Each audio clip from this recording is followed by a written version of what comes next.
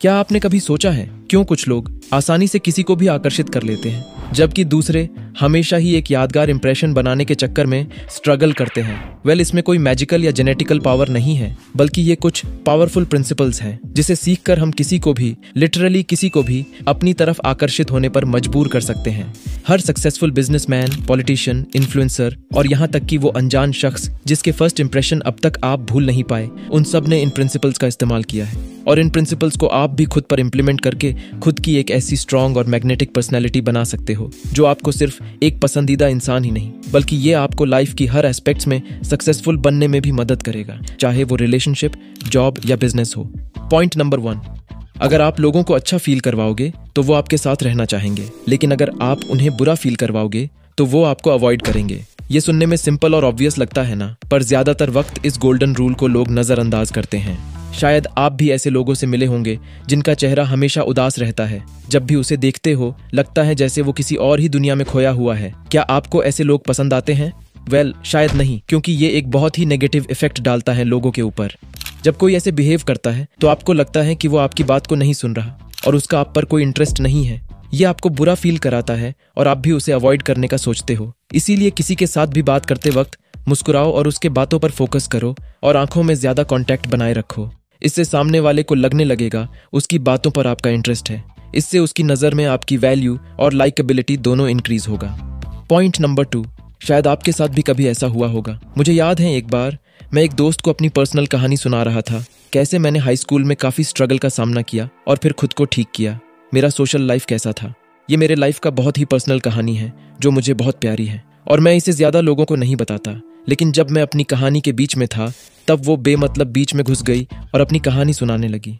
जब कोई आपकी कहानी को रोक कर अपनी कहानी सुनाने लगता है तो तब वो 2 चीजें कर रहा होता है। पहला, वो आपको और आपकी कहानी को इग्नोर कर रहा होता है, जो बहुत बुरा फील होता है, और दूसरा, वो चाहता है कि आप सिर्फ उसकी कहानी सुनो और उसे अच्छा फील करवाओ, लेकिन खुद कुछ सुनने को तैयार नहीं। ये एक बहुत ही बुरा इफेक्ट डालता है किसी भी कॉन्वर्सेशन पर। इस बिहेवियर से लोगों को लगता है कि आप उनको इग्नोर कर रहे हो और आप सिर्फ अपने आप को ही इम्पोर्टेंट समझते हो। इससे उनके नजर में भी आपका इंटरेस्ट बहुत ही कम हो जाता है। इसलिए किसी भी कॉन्वर्सेशन पर सिर्फ खुद के बातों पर ही इंपॉर्टेंस मत दो। दूसरों को सुनो, उन्हें इंपॉर्टेंस दो और बेमतलब उनकी बातें मत काटो। इससे उनको लगेगा आप उन पर इंटरेस्टेड हो और उनको भी आप पर इंटरेस्ट होने लगेगा।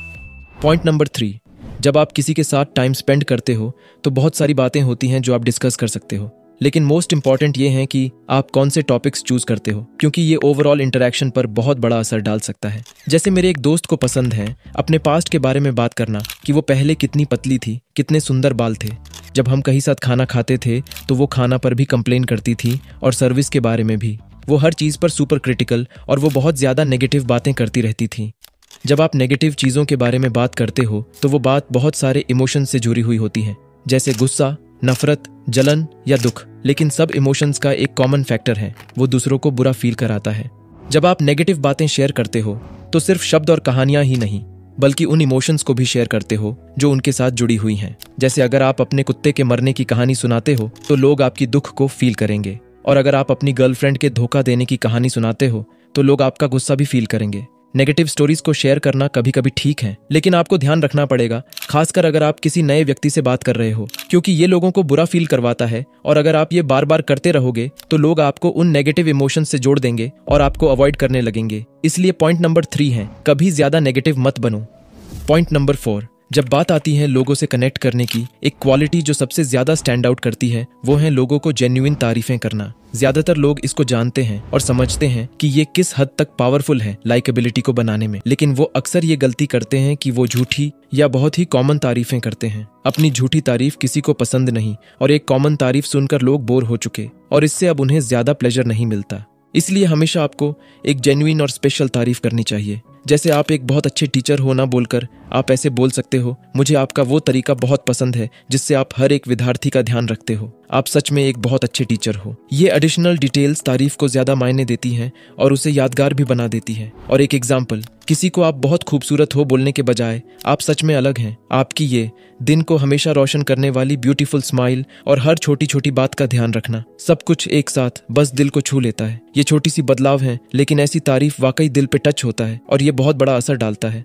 पॉइंट नंबर 5, किसी भी आर्ग्यूमेंट या तुतू में मैं को जीतने का सबसे अच्छा तरीका है उसे पूरी तरह से टाल देना, क्योंकि कभी भी हम आर्ग्यूमेंट्स को पूरी तरह से नहीं जीत सकते, क्योंकि अगर हम हार जाते हैं तो हम हार जाते हैं, लेकिन अगर हम जीत जाते हैं तो भी हम हार जाते हैं। क्यों? चलो मान लो आप दूसरे इंसान को आर्ग्यूमेंट में हरा देते हो और साबित कर देते हो कि वो गलत है। फिर क्या? आप ठीक हो, लेकिन दूसरा इंसान क्या फील करेगा? आपने उन्हें कमजोर महसूस करवाया है, उनकी इज्जत को चोट पहुंचाया है और उन्हें बेवकूफ बना दिया है। इससे उनके नजर में आप एक दुश्मन जैसे बन जाओगे और अपनों के साथ ऐसा होने पर आपकी वैल्यू और लाइकेबिलिटी दोनों बहुत कम हो जाएगा। इसलिए हमेशा बेमतलब के आर्ग्यूमेंट्स टाल देना ही सबसे अच्छा तरीका है। और आर्ग्यूमेंट से अच्छा है आप दूसरे के नजरिए को समझने की कोशिश करो। कभी कभी दूसरे गलत हो सकते हैं, लेकिन उन्हें ये महसूस नहीं होता। उन्हें क्रिटिसाइज मत करो, क्योंकि ये सब कर लेगा। अगर आप समझदार बनना चाहते हो तो उन्हें समझो, अपने आप को उनकी जगह पर रखकर देखो और पोलाइटली उनके सामने अपना पर्सपेक्टिव रखो।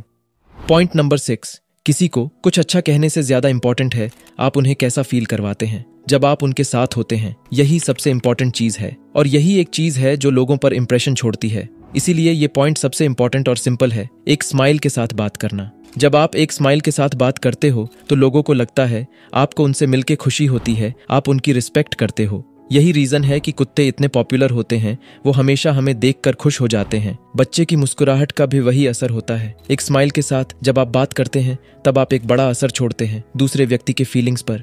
इसलिए हमेशा ट्राई करो एक सिंपल स्माइल के साथ बात करना।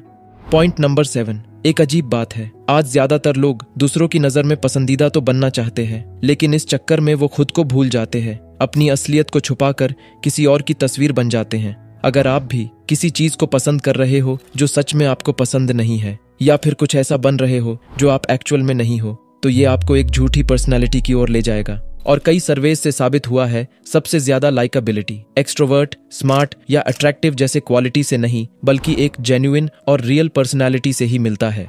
इसलिए अगर आप सबसे ज्यादा लाइकेबल पर्सन बनना चाहते हो तो पहले अपने आप को प्यार और रिस्पेक्ट करना सीखो। जब आप जेन्युइनली खुद से प्यार करते हो तो आपका कोई भी इनसिक्योरिटी आपके लिए कमजोरी नहीं रहता, और लोगों से बातें करते वक्त ये आपको ज्यादा कॉन्फिडेंट बनाता है, और यही कॉन्फिडेंस आपको ज्यादा लाइकेबल और एक मैग्नेटिक पर्सनैलिटी वाला बनाता है। और सिर्फ लाइकेबल ही नहीं, बल्कि अगर आप खुद से जेन्युइनली प्यार करते हो तो आपको हेटर्स और उनकी बकवास की बातों से भी कोई फर्क नहीं पड़ेगा। इसलिए अगर आपको लगता है आप खुद को पसंद नहीं करते हो तो पहला कदम यह है कि अपने आप को सुधारो और खुद को प्यार करो। आप दुनिया में सबसे यूनिक और बहुत खास हो, और दूसरों को भी ये पता होना चाहिए। इसलिए अभी कमेंट में जाओ और दिल से कमेंट करो, मैं खुद को प्यार करता हूँ। Thanks for watching.